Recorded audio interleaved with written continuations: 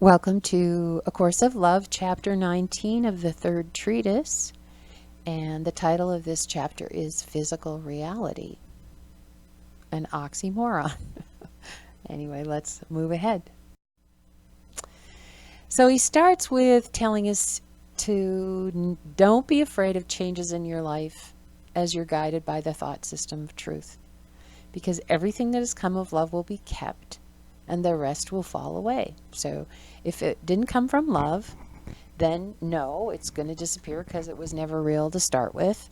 But you don't have to worry about anything that you experience in the physical world disappearing now that you're in the house of illusion that you want, because the only thing you want comes from love, and love is the only thing that is going to endure. For ages, it was thought that spiritual joy diminishes physical joy. But all joy can still be experienced and expressed. So I know in the past, when we were working with spirituality, there was a tendency to deny any physical joy.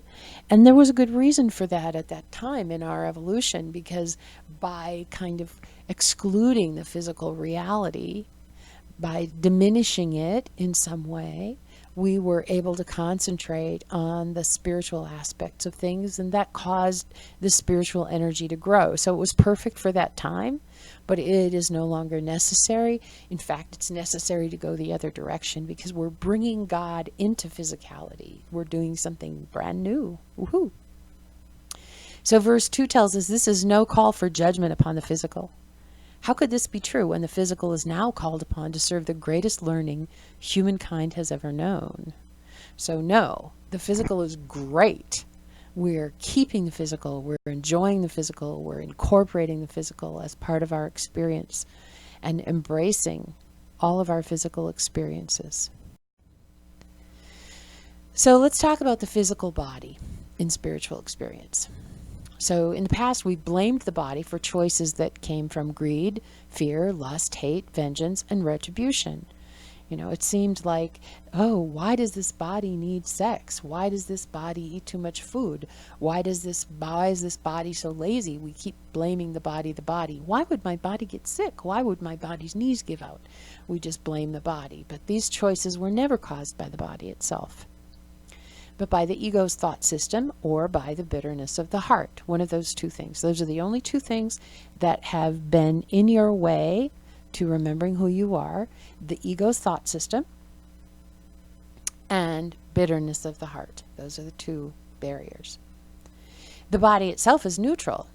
It has no will of its own and merely acted out our will, which is frustrating, admittedly, because we're not always conscious of what our will is. The same is true of survival needs. Like when you hear stories of people who've done heinous things in order to survive, we think it's the body's natural response to needing to survive, that that there would be cannibalism or whatever. But the body, it wasn't the body trying to survive. It was the personal will trying to survive. He also tells us a life of celibacy isn't necessary. And he says some people, when they're in this, will want to express themselves sexually more than before with great joy, and some people will be totally over it and won't want to do that anymore. So it doesn't matter. What is called for is whatever expression of union comes from love. So it doesn't matter whether you want more of that or you're done with that. Nobody's wrong. It's just love is your litmus test. In fact, he tells us in verse 8, there's only one distinction that needs to be made: what comes of love and what comes of fear. So if you're having more, if you're having more sexual expression or desire because you want to be reassured that somebody loves you, then that's coming from fear. Not helpful. If you're having more because you're just feeling love more and you feel prompted to express it physically more, then that comes from love. And so, yay, go for it. And the same is true the other way. If you're not having sexual expression or any other kind of physical expression, because you're afraid it will keep you from your highest level vibration. That's coming from fear? No. If you're not expressing sexually because you're so fulfilled in and of yourself and you don't really feel a loving desire to do that, then that's coming from love, and that's a yes. So you see, there's really only one litmus test for any expression that we do now. Continuing with that verse, all expressions of love are of maximum benefit to everyone. I'm going to repeat that. All expressions of love are of maximum benefit to everyone. And all that comes of fear is nothing. So even if you do slip up and you do something that comes from fear, it doesn't matter. You know, it's nothing anyway. So forget about it. We do have a comparison here of the thought system of truth now. So the thought system of truth sees no value in suffering. So it doesn't validate it. When we see somebody suffering, we don't validate that. We don't validate it in ourselves either. It's not split by varying goals and desires. There's only one goal and one desire, and that's to remember who we are at all times and live as that. It's a thought system of unity or love, the recognition that everything that I see and everything that I experience is me. It comes from one place, one source, which I am. And it's a thought system of one thought and one goal, expressing the self in observable form. Now, this is the higher self in observable form. So the reason why that is the one goal is because that's what the one needs from us. That's why we're here in this experiment. Because the one wanted to have an expression in observable form. So that's our goal. That's what we're here to do. We're not here to be infinite. We're not here to transcend. We're not here to move to some state of being that doesn't have physicality or isn't aware of physicality. We are here. Our purpose in being here is to express the self in observable form, in physical form. So that's our one goal, to live and be as that Christ. He asks us to leave blaming the body behind. Let that go. The source of body temptations is faulty beliefs to which the body responded. It's okay. No harm done. Faulty beliefs are over. The body's response to the new thought system will be different. Once you really anchor yourself in this new thought system and you recognize that the body's neutral and that everything's going on inside of you and nothing's going on outside of you, and you anchor that and you pay attention to what's happening inside of you and work to keep your inside attuned to your true higher self, then the body's going to respond differently. I mean, it can't help but respond differently because the inside is different. And in the past, the body responded to what was going on inside then. So what's going on inside now is different. So the response will be different. You won't lose anything of value. Don't need to cling to anything or anyone. And those who continue to express in harmful ways are deeply entrenched in false beliefs about themselves. They will have no effect in truth.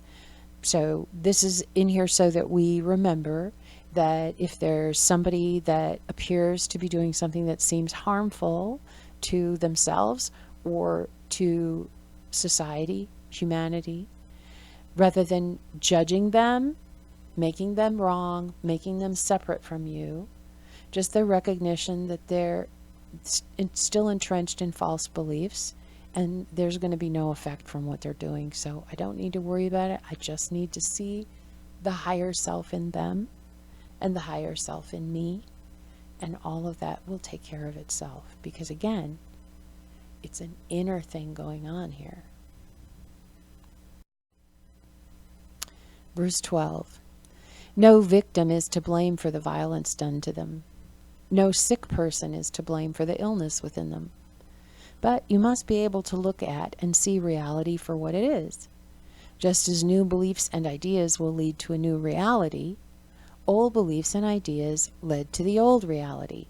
Now remember, this is not about you fixing what's happening on the inside of them. This is about you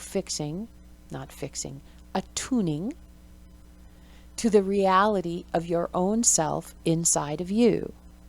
We don't blame when we see somebody that is ill or suffering. We just love them. We love ourselves. We love what is. And verse 14. Many who observe the new from the house of illusion will still be able to deny what they see. So even if they see someone who's living freely, they'll be able to deny it. That's okay. Their time is coming. It's okay. Your only job is to fix what's on the inside of you. And verse 14 again, it is only when what is observable is so widely evident that it can no longer be denied that changes of a large scale will begin to be seen. So this is hinting at something, I think. The fact that, yeah, if you see one person in 1,000 who's living as the Christ and you feel their energy is the Christ, then that's easy enough to ignore. But if you see 5 out of 10 who are living as the Christ, yeah, they're not going to be able to deny that for long. So all this is asking for you to do is to do your part and to really pay attention to your own internal life. Verse 15. You will be tempted to return to the house of illusion to gather those within and bid them join you in the reality of the truth. Your role will not be to evangelize or to be convincing. You cannot argue the case of truth in the courtroom of illusion. So, look at the others who are in the house of illusion as parts of yourself, which they are, who just haven't seen it yet. And you can't convince them by joining them there. Your part is to live as the Christ. You don't have to convince anybody of anything with your mind, with your words. This does not leave a world without hope. In fact, it will make the one clear and only choice evident: to live in illusion or truth. And verse 16 gives us that little temptation again, that little promise. But a way of getting to the truth will become so attractive that few will be able to resist. What will make this choice so attractive are ordinary people living extraordinary and miraculous and observable lives. So, as you attune to your higher self, as you walk in the world as your higher self, maintaining that energy of love, maintaining that energy of being attuned to what is true, and more parts of you do this, and the virus catches, eventually all parts of you, by watching those parts of you that are extraordinary and miraculous, and their lives are really coming together as a result of attuning on the inside. The outside is really reflecting that. As that happens, all the parts of you will eventually move to the house of truth. That's a wonderful promise. So I hope that helped clear things for you, and we'll follow up with chapter 20. That really is just kind of building this same energy taking it into another arena. So I hope to see you there.